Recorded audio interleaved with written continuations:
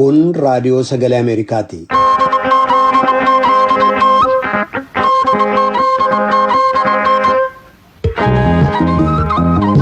Raadiyoon sagalee Ameerikaa wixataa qabee haga jimaataatti galgala keessaa sa'a lamaan walakkaa jalqabee haga sa'a sadiitti meetir baandii 22-25 31 irratti Waashingtan DC irraa kan dabarsu sagantaa afaan Oromoo amma jalqaba.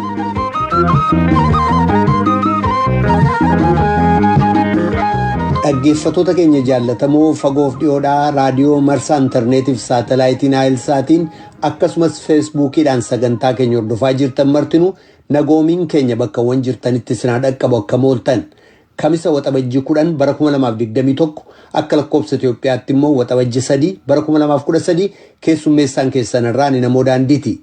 Siidaan gooticha Abishee Garbaa godina Horroo Guduruu Wallaggaa magaalaa Shaambuu keessatti ijaarame torban kana keessa eebbifamuusaa bulchaa ittaanaan godina Horroo Guduruu Wallaggaa beeksisanii jiru. Loltoonni Somaaliyaa kumootatti lakkaa'aman leenjiidhaaf gara Eertiraatti ergaman waraansa Tigraay keessatti bobbaafamanii lolaa jiru gabaasaan jedhu eega torban kana keessa ba'ee booda mootummaa Somaaliyaa irratti dhiibbaan cimee jira.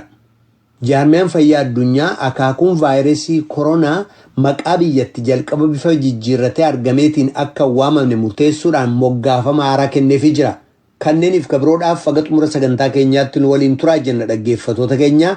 Piroodyuuseriin Tamsaasarraa Biraan Hayiluu, Tamsaasa intarneetiif miidiyaa hawaasummaa akka qindeessitu immoo Tigisti Gammeetii oduuf gara tujubeettan sin dabarsa.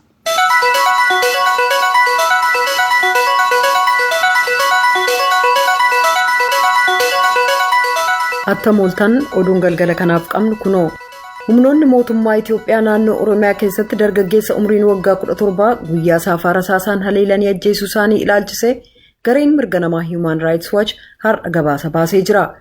Amaanu'eel Wandimuu uummata duratti ajjeesuun humnoonni nagaa eegumsa biyyattii itti gaafatamummaan kan itti hanqate ta'uu mul'isa jedha gabaasi sun.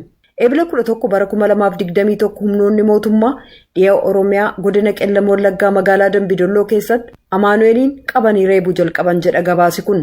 Viidiyoon miidiyaa hawaasaa bulchiinsa magaalattii irratti maxxanfame akka mul'isutti dhiigaan kafaalame Amaanu'eeliin shugguxii morma isaa irratti hidhamee agarsiise.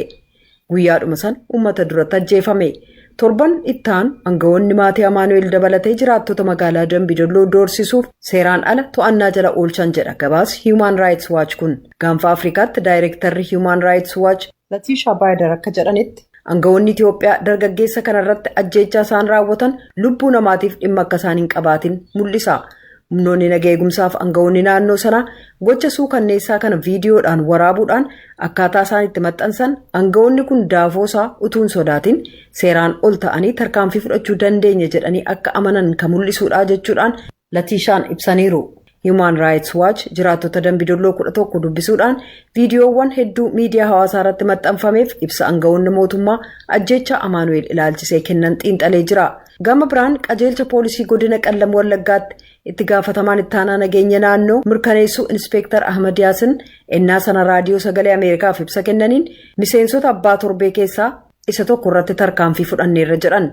Inspektar Ahmad namni ajjeefame Amaanu'eel Wandimuu jedhamu kun gaazexeessaa OBN Siisaay Fidaa Dambidolloo keessatti rasaasaan ajjeesuun namoota shakkaman keessaa isa tokko jechuun dubbatan.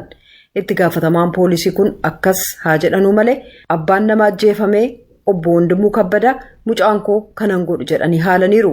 Inspektar Ahmad Yaasin Amaanu'eel miliquuf ennaa yaalii godhetti ajjeefamee jechuun dubbatan. Dhimmuma kanarratti Komishinni Mirga Namoomaa Itoophiyaa ibsa miidiyaa hawaasummaa isaa irratti baasee tureen ajjeechaan Amaanu'eel Wandimuu irratti magaalaa Dambidolloo keessatti murtoo seeraa tokko malee raawwatame na yaaddesseera jechuunsaa ni yaadatama. Hojjettoonni gargaarsa namoomaa akka tokkummaa mootummootaa Tigraay keessaa sochiin gargaarsa namoomaa dhorkamuu hojjettoonni gargaarsaa gaaffiif dhaabsifamuuf hojjettoonni gargaarsaa keellaa sakattaa waraanaa irratti to'annaa jala ooluun gabaasamuun itti fufee jira jechuudhaan dubbiimaa muummicha barreessaa akka tokkummaa mootummootaa Stiifan Dujaarik ibsaniiru. Qabeenyaa gargaarsa namoomaa saamuuf qabuun qaamotii walitti bu'iinsa sana keessa jiraniin geggeessamuun illee gabaasameera jedhan. Tigraay bakka hedduu seenuun hin danda'amu naannoo seenuun danda'amu keessa immoo caasaan bishaanii kan hin hojjenneef keellaaleen eegumsa fayyaa murtaa'aa yookaan qaruma kan hin jirre ta'uu dabalatee haalli isaa hamaadha jedhan. Wabiin nyaataa dhabamuun sadarkaa yaaddessaarra jira. Gabaasaan duraanii kan Aksuumiif godina walakkeessa Adwaa akka ibsutti namoota biyya ofii keessatti qeerraa buqqa'an irratti mallattoo beelaa mul'atutu jira jedhaniiru. Hawaasa kaaba Tigraay keessaa erga oomishni gubatee yookaan saamamee booda hojjettoonni gargaarsi nyaataa akkaan kan barbaachisu ta'uu tuqaniiru. Namoonni oomisha innaa gubaniif saaman tilmaamuun rakkisaadha jedhan. Michoonni keenya ka gargaarsaa odeeffannoo kanneen qe'ee ofiirraa buqqa'anii gara qe'ee isaaniitti akka deebi'an ka mootummaan ajaje yaaddessaa ta'uu akeekkachiisaniiru jedhan. Rakkooleen jiraatan iyyuu michoonni gargaarsa namoomaa amma danda'ame deebii gargaarsaa kennuu itti fufaniiru. Torban darbe qofaa uummata 560,000 oliif deeggarsa kan godhan yoo ta'u kunis lakkoofsa namoota erga xumura baatii bitootessaa qabee gargaarsa arganii gara miliyoona 3.3 ol guddisee jira jedhan. Gama biraan hooggantuun dhaaba gargaarsa misoomaa Yuunaayitid Isteetsi kan USAID Samantha Power kaleessa ergaa Tiwiitarii irratti maxxansaniin mormiin walta'iinsa gaafata. Jeeqamni Tigraay keessaa akka dhaabatuuf gargaarsi uummata akkaan barbaachisu akka dhaqqabuuf mootummaa Itoophiyaaf sagalee tokkoon waamicha dabarsuu danda'uun keenya barbaachisummaa daran mul'isuuf ministeerota biyyoota michoota ta'anii waliin mari'adheen jira jedhan.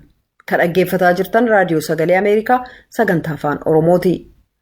Pireezidaantiin Yuunaayitid Isteetsi Joo Baayiden hoogganoota warreen dhiyaa kabiroo waliin marii sadarkaa olaanaa akkasumas pireezidaantii Raashaa Vilaadimiir Puutiin waliin kan itti wal argan imala isaanii Awurooppaatiin muummicha ministeeraa Biriteen Booris Joonsan waliin wal arganii jiru. Biriteen gamtaa Awurooppaa keessaa ba'uuf murteessuu ishee ka bulchiinsi Obaamaa mormee ture dabalate imaammataawwan irratti kan waliin galle Baayideniif Joonsan attamiin akka mari'atan addunyaan daawwatuuf jira.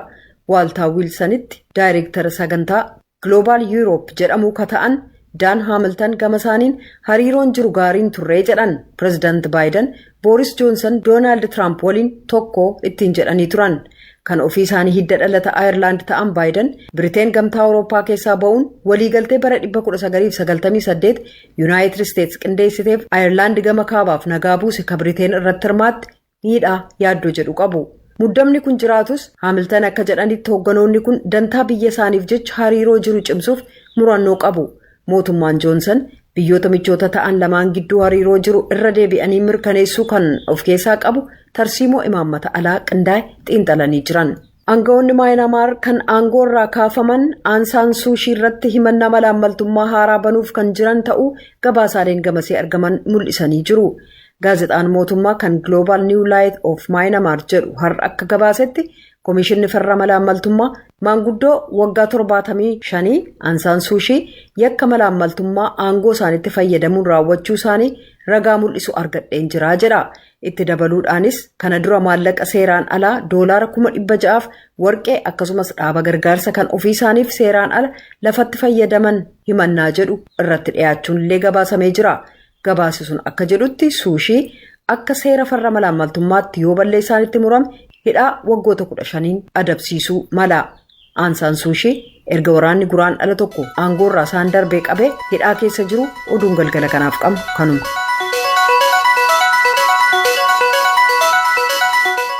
Kan dhagaa jirtan raadiyoo sagalee Ameerikaa sagantaa afaan Oromooti.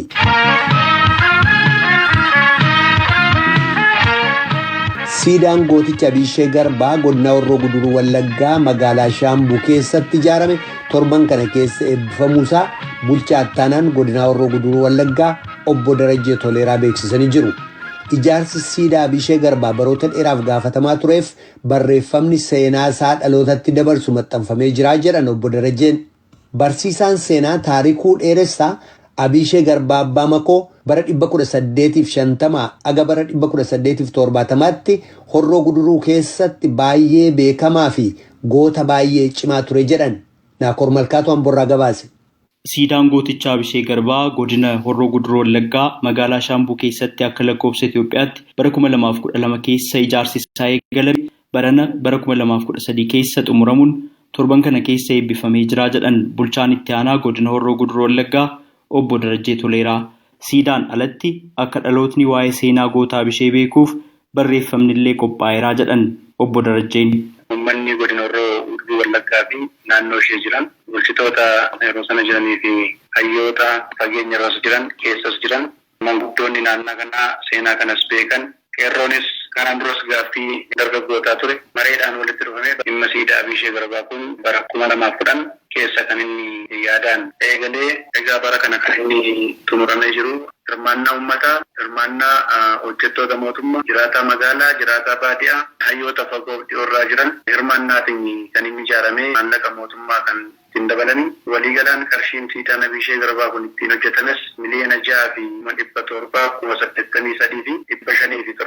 6,773,571 kan inni xumuramee jiru. Dhaloota jedhamillee hiikkaa guddaadha kan inni qabu. Sababiinsaa bulchiinsa isaa keessatti gootummaansa kan Horroo Guduruu Wallaggaa qofa otoo hin ta'in akka uummata Oromootti seenaa guddaa, iddoo guddaadha kan inni qabu. Darbaa dabarsa dhalootaa dhalootatti Abisheen maali kan jedhu barreeffamni kana duukaa maxxanfamillee kan jiru jira. Piroojeektootni maqaa Abishee Garbaatiin godina Horroo Guduruu keessatti hojjetaman kanneen akka hospitaala ispeeshaalaayizidii, kanneen akka mana barumsaa bultii addaa fi galma Odaa Bulluqa akka jalqabamus kanaan dura waadaa seenamee ture. Isaa wajjin wal qabatee piroojeektoonni kunneen maalirra ga'anii jiru? Hangafummaan fiidaan Abishee kun hedduu malee bara kana piroojeektoonni hedduun godina keenya keessatti, aanolee keessatti, magaalaa keessatti haaraa buleeyyiidhaan qabamanii jiru. Siidaa Abishee Garbaa kana waliinis piroojeektoonni gara 5 eebbifamanii jiru. Piroojeektiin kunis uummata keenyaaf hiika guddaadha kan inni qabu. Piroojeektoonni kunis marsaa jalqabaa keessatti kan inni eebbifame yoo ta'e marsaa lammaffaa guyyaa boruuraa kaasee sadarkaa aanaalee irratti kan eebbisaanii itti fufuu ta'e akkuma kanas kan nama daawwannoo wajjin ati kaaste sadarkaa yaadaatti sadarkaa karooraatti kallattiidhaan tokko lamaan kan taa'u yoo ta'e illee akka piroojeektoota amma jalqabamanii xumuraman kana saffisni isaa bareedinsaa ittiin deemamneef ammallee xiyyeeffannaa addaa kan barbaadu ta'u kallattii gara fuulduraattis qabamee kan hojjetamu ta'uu isaatti agarsiisa. Miseensota koree ijaarsa siidaa Abishee Garbaa fi barsiisaa seenaa Taarikuu Dheeressaa akka jedhanitti gooti Oromoo kun bara 1985 hanga 77tti waggaa 42f kan jiraate yoo ta'u goota eeboon lolee diina mormoriin ce'ee dhufe irratti injifannoon lolee wareegamedha jedhan. Abishee Garbaa yookiin Abbaa Makooti. Makooni fardaati. Fardeen lafa qaba Abishee. Gaafa lolaa makoodha kan inni yaabbatu. Gaafa nagaa garuu oofadha kan inni yaabbatu. Mootummaa cimaa kibba laga mormorii kan hundeessedha. Oromoo keessatti jechuun lixa shawaatti kaasee kan dhaqee boordarii Sudaan ga'utti jechaan limmuu bidda kana keessa deebisee hammasiittidha kan inni bulchee ture. Bara 1850 hanga 1854tti qondaala yookiin abbaa duulaa bulchiinsaa Laganaa keessatti ture jechaadha Abishee. Abbaan isaa Garbaa Urruubaa abbaa bokkuu ture. Dhukkubuma uumamaan yookiin naachuraal deebiitiin yeroo boqotanii qaawwii uumame. Qaawwii uumame kuni mootummaa Adaaltatammaa Nugustaa Haayilaa Haayimaanutaan jedhan yeroo baay'ee itti deddeebi'ee weeraraa kan turedha. Fancisaan ofirraa deebiseera. Yeroo sana keessatti warri loltuu Adaaltatammaa horii sana saamuufi dhaqan. Lolli hamaan gaggeeffamee jaroonnis baay'ee miidhamanii achirratti tasuma lolaa sababa hin dandeenyee fi dippiloomaasii humnaan jedhanii mana balatanis kanaaf.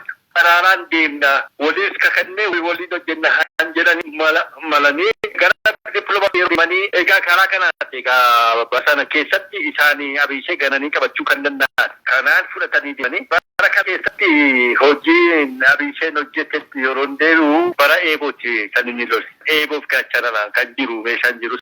Eeboo fardaan kan inni lole. Kan inni loles diina mormoriin ce'ee dhufeedhaan lole. Yeroo lolus yeroo hedduu olaantummaa isaas mirkaneesseeti Abisheen kan lole. Kanaaf egaa biyya Horroo yookiin biyya Wallaggaa keessatti miti biyya hundumaa keessatti akka fakkeenyattidha Abisheen kan inni ilaalamu. Barsiisaa Taarikuu Abisheen goota diinaaf gadi hin jenne waan tureef dhalootni barnoota gootummaa isaa irraa argata jedhanillee akkasitti ibsanii jiru. Waa'ee seenaa Abishee durumayyuu qotee bulaan hin faarsaa, asmaariinis hin faarsaa, namoonni gootummaa qabanis ni faarsu. Nanni sirbaa tokko siree buusaa dalgaa Abishee baama koo qilee buusaa jaqnaa jedhu. Dhaloonni maal barataata jedhu gootummaadha kan irraa baratu. Biyya isaa irraa diina faccisuudha kan inni baratu. Dhuguma nama lammiisaaf du'u, nama lammiisaaf wareegamu, nama biyyasaaf wareegamu dha kan irraa baratu. Kanaaf Abisheen barataa keessatti osoo hin baratin otoo barumsa ammayyaan jiraateen biyyasaa irraa lubbuusaa kan wareege yookiin kan kenne nutis immoo barannee kaanee biyya keenya irraa gara fuulduraatti maalidha kan nurraa eegamu isa jedhu irraa barata. Barsiisaa Taarikuu akka jedhanitti mooraan siidaa Abishee Garbaa galma 5 qaba. Kunis sababa akkas ta'eef qabaa jechuun ibsanii jiru. Balbala 5 qaba. balballi shan kuni maqaan jira maqaan irratti barreeffameeru. Isa faana kan lolan hedduudha. Garuu gadaa shanidha. Barrii shani qaba. Karaa galmaa shan qaba. Irra caalaa Abisheetti kan dhaalanii fi lolicha kan gaggeessani. Inni tokko dabaluu gannaadha. Inni taanu dagaa horoodha. Inni biroo immoo caraana biitii kan jedhamu. Hambiraa abbashuu dibaar jedhama. Kan lafan aagaa dalagtaati. Aagaa dalagtaas immoo isa faana tololuuti kan inni lubbuun isaa wareegame. Siidaa Abishee Garbaa ijaaruun hawwii ijoollummaa isaanii ta'uu dubbachuun isaaniif akka milkaa'e kan ibsan ogeessi bobbocaa yookaan afaan Ingiliziin skalptar jedhamu lammii beenyaa ijaarsa isaafillee barnoota ogummaaf beekumsa seenaan of qopheessaa turuu isaanii dubbatanii jiru. Bara sana fakkii yookiin immoo footoon waa'ee Abishee agarsiisu yookiin kan Abishee ibsu kan lafa taa'ee jiru turre. Isa kana fayyadamuu keessatti immoo wanti nuti itti gargaaramne durirraa yookiin irraa jalqabee waa'ee gootummaa isaa waa'ee maalummaa isaa dhagaa kan guddatee jira. Dabalatas immoo barreeffamoota garaagaraa kitaabota waa'ee seenaa Abishee irratti barreeffaman kan hin dubbisees jira. Faashinii gochii jalqaba.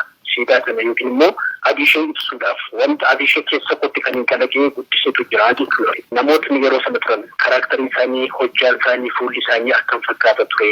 Wanti inni ittiin qabatee lolu ture maal fakkaata? Hidhannoon isaanii wantoota akkas jedhudha. Kan nuti akka kuweeshinariif kan nuti itti gargaaramne qoreenis kan qabatee jaarsoliiwwan kan inni haasofsiisee odeeffannoowwan kana naaf fidanii dhufan. Isaan dura waa'ee Abishee beeku sana faana walitti fidee odeeffannoowwan argaman sana wal simsiiseen gara bobbocaatti jijjiiruu yaale jechuudha. Gabaabumatti hojiin hojjetame sun Abisheen ani beeku, Abisheen ani hubadhu, Abishee bara sana ture, Abishee gootummaa isaa ibsa jedhee kan inni yaadedha jechuudha. Gabaasa Raadiyoo Sagalee Ameerikaaf Naakoor Malkaa Amboorraa. Loltoonni Somaaliyaa kumootatti lakkaa'aman leenjiidhaaf gara Eertiraatti ergamanii turan waraansa Tigraay keessatti bobbaafamanii lolaa jiru gabaasaan jedhu eega torban kana keessa ba'ee booda mootummaa Somaaliyaa irratti dhiibbaan cimaa jira. Maatiileen loltoota Somaaliyaa dhabamanii kan oduu gabaasichaa dhara jechuudhaan haalan pireezidaantii Somaaliyaa maqaa Farmaajoo jedhamuun beekaman Mohaammed Abdullaahi Mohaammed komataa jiru. Mohaammed Kaayyee Moqdishoo irraa akka gabaasetti koreen paarlaamaa biyyattii achi buutee loltoota sanaa ilaalchisee akka qorannaan geggeessamu gaafataa jiru.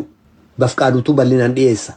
Gabaasni torban kana dhaabbata mootummoota gamtoomanii jalatti kan argamu mana maree mirga namoomaa irraa ba'e akka jedhutti loltoonni Somaaliyaa Eertiraa keessatti leenjii fudhatan lola Tigraay irratti hirmaachaa jiru. Mootummaan Somaaliyaa gama isaatiin irra deddeebi'ee akka loltoonni isaa qooda hin fudhanne ibsaa jira. Foos Waardeer maatiiwwan loltootaa mootummaa Somaaliyaa irraa deebii barbaadaa jiran keessaa nama tokko. Mucaan ishee umriin isaa waggaa 22 Alii Abdii jedhamu loltoota Somaaliyaa leenjiidhaa fi Eertiraa deeman keessaa isa tokko. She says Hassan left for Eritrea in Mucaan ishee bara darbe ji'a Guraandhalaa keessa erga deemee amma ji'a Amajjiitti sagalee isaa akka hin dhageenye dubbatti. Itti dabaltees torban darbe mucaa isheetii fi bilbila bilbiluu ishee lubbuu isaatiif immoo akka sodaa qabdu ibsitee mootummaan Somaaliyaa akka ilma ishee deebisuu fi gaafatteetti. Gaaffiin maatii fi hoggantoota paartii mormitootaa itti fufee yemmuu jiru kanatti pireezidaantiin Somaaliyaa Mohaammed Abdullaahi Farmaajoo waa'ee loltoota kanaa ilaalchisee deebiin kennan hin jiru.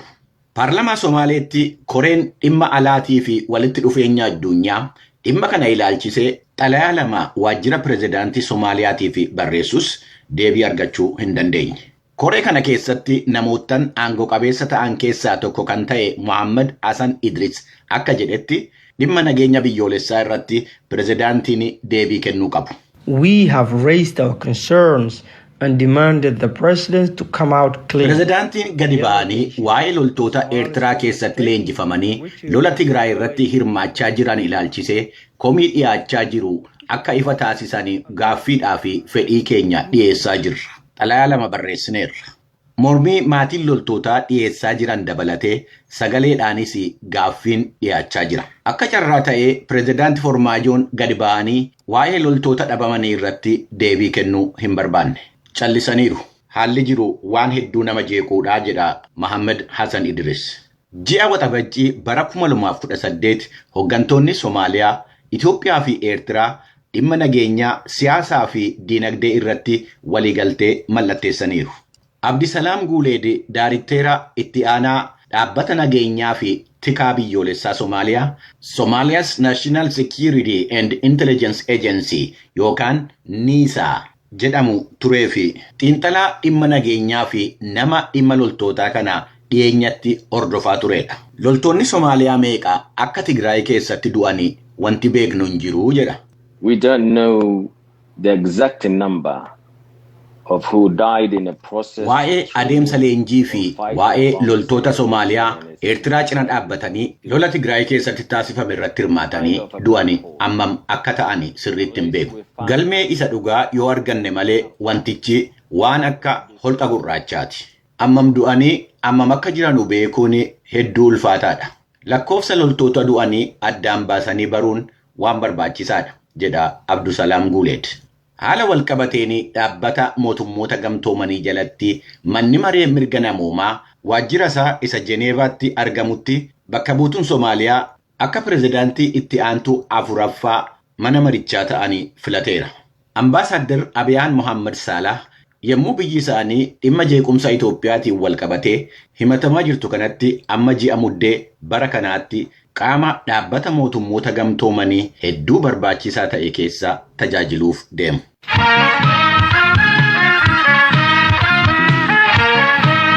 Dhaggeeffachaa jirtan raadiyoo sagalee Ameerikaa sagantaa afaan Oromootii qophii itti aanutti ceena.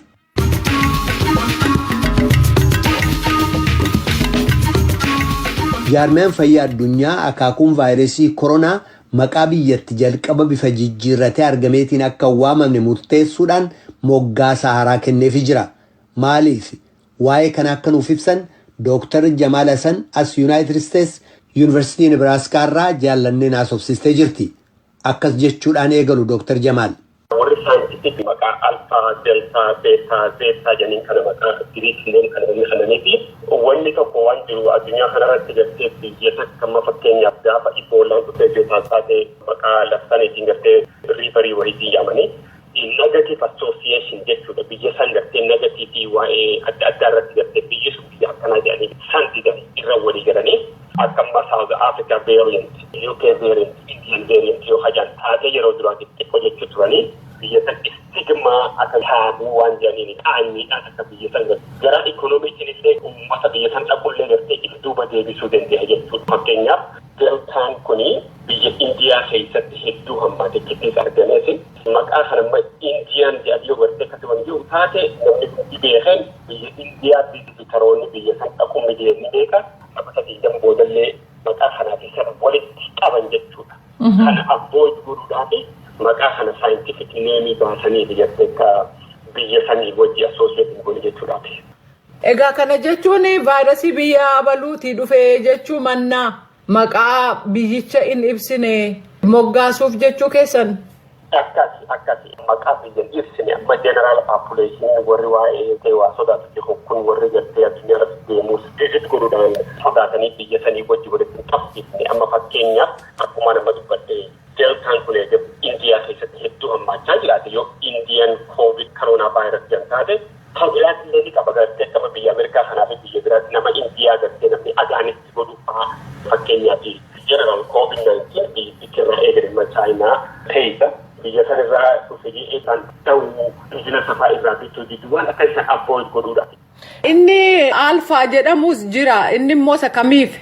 Alfaa jedhamu kun ammaa kana keessa variant 117 jedhaniini inni kunillee UK keessa gaafatti madura itti mul'ate jechuudha. Wanni alfaa jedhanii amma fakkeenyaaf inni kunis UK koronaa vaayirasii yoo hajjan taate waan biyya sanillee maqaa hamaa biyya sanii kannaa jechuudha. Dhukkubnummaan tokkolleenu biyyaa fi namoota takka gosa biraatti hojii waliin attaaki ta'uu hin qabuudha. Saayintifik komunitiin maqaa akkana kana wanni baasanii fi kan Afrikaa kibbaa argame jira jedhaniiru maqaa moggaafamatti baasaniiru. Sunis beekaa jedhanii ammallee karaa Biraaziiliyan hajan tokko jira sunillee gammaa jedhanii ammaa sana hajattee Biraaziilsaniiti. Ka biyya Ingilizii kun alfaadha, ka biyya Indiyaa deeltaadha, ka biyya South Africaadha beekaadha, ka Biraaziil kuni gammaa jedhanii maqaa hedduutti babaasan bakka irraa dhufe irraa ayootaa, zootaa hunda isaatu maqaa giriikii alfaabeetii kanatti babaasan jechuudha. Vaayirasii COVID kana akka addunyaatti yeroo laaltan isa duraanii irraa akkam? beektaa wanni hedduu hamilees namatti godha ammoo hamileen hedduu jirti kan namaa waa kanarratti hedduu dalaguutti wanni hamaan tokko hajirummaan kana deeltaa hajaaniin kan ammaa kana abiyya indiyaa keessatti malmaana malee nama fixaachu fakkeenyaaf Ameerikaanii rikoordii cabsitee turte yeroo takka sa'aa 24 keessatti nama 4,575 du'e jechuudha Ameerikaa keessatti gaafa akkasitti koovid ol keessanii ammoo indiyaan rikoordii sanillee cabsite jechuudha nama 4,529 du'e jechuudha 24 keessatti rikoordii addunyaa kanaa hunda cabsite jechuudha waan kanaan maaliif indiyaa keessatti dura argame malee duuba bal'ate indiyaa keessatti nama himan mana malatti jira akka wanni kun sadarkaa qabammaan kana gartee original strain warri jaaniin kun ammaan kana gartee COVID-19 dura chaayinatti argame addunyaa roortee kuni infection rate isaa laboo sadaffaa ture jechuudha. Tambi laboo kan jenniin gartee sadaffaa irra ture vaaksineesii gartee harokkomandii godhan gartee kun dhaabbachuudhaaf 67 isa kanaaf harokkomandii godhan jechuudha.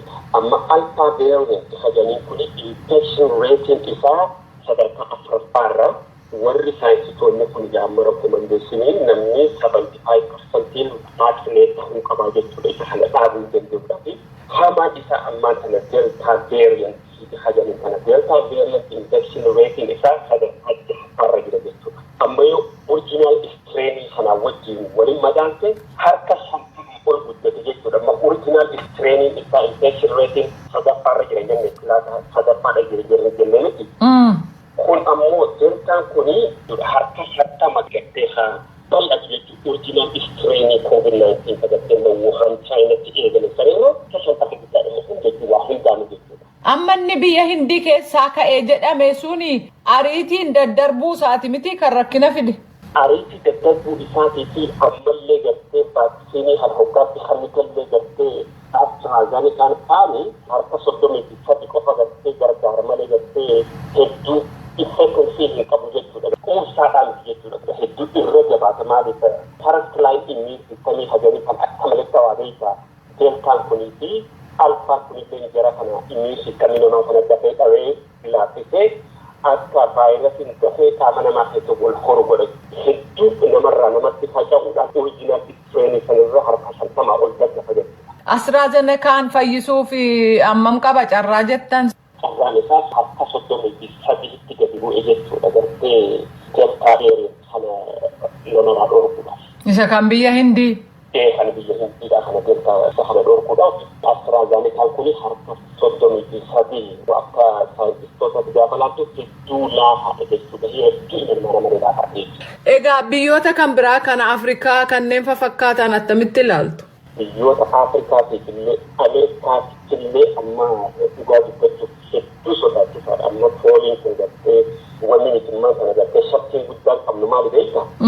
Fool 2021 kana wanni jennu yoo amma namni kun dhibbarraa dhibba dafee gartee tiigee vaaksiinii fudhatee gartee wal ta'uu baate Ameerikaallee dhufeeti hedduu rakkisaa jenneeti yaaddoo guddaa keessa nu galchee jira jechuudha. Biyyoota biraa kan Afrikaa keessallee yaaddoo guddaa keessa hedduu uummata addunyaa warra saayintistoota wanna kana qoratan hedduu yaaddoo keessa nu galchee jira maaliif wanni kun irraa qaqqee gafee wanna gahe gartee hedduu hammaachaa deema. Rekomendeeshiniin jiru maal ta'eef Modernaadhaa fi Pfizerii kana yeroo lama yoo dafanii fudhatanii paapuleeshiniin gartee 70% fakkeenyaaf amma namni harka 70 fudhatanii jiraatan warra harka san fudhate gartee amma Ameerikaa keessallee numa jira barinni kun dhufee jira warra isa kana yeroo lama gartee fuulii vaaksineetii warra shatii lamaan fudhatee jiru dhiirratee qabu isaan kana gartee qabee ittisuudhaaf humnatee qabu. Egaa akkuma jettan Ameerikaa kana keessa baatii aduu fi baatii manni barumsaa cufamee namni bashannanutti deemaa jirra. Isa kanaafidha yaaddoon kan jiru. Dhaggeeffattoota keenyaa Dr. Jamaala Sangalateeffachaa kutaa lammataa gaaffiif deebii kanaa qophii fayyaa torban dhufuu irratti itti deebina. Raadiyoon Sagalee Ameerikaa galgala keessaa sa'a lamaan walakkaa jalqabee haga sa'a sadiitti meetir baandii 22 yookaan kiilooherzii 13,765 irratti meetir baandii 25 yookaan kiilooherzii 1240 irratti akkasumas meetir baandii 31 yookaan kiilooherzii 12,485 irratti wixataa haga jimaataatti qophii afaan Oromootiin dabarsu asirratti raawwata. Qophii boruutiin walitti deebina dhaggeeffattoota keenya nagaatti bulaa. Amma sagantaa afaan Amaaraatu itti fufa.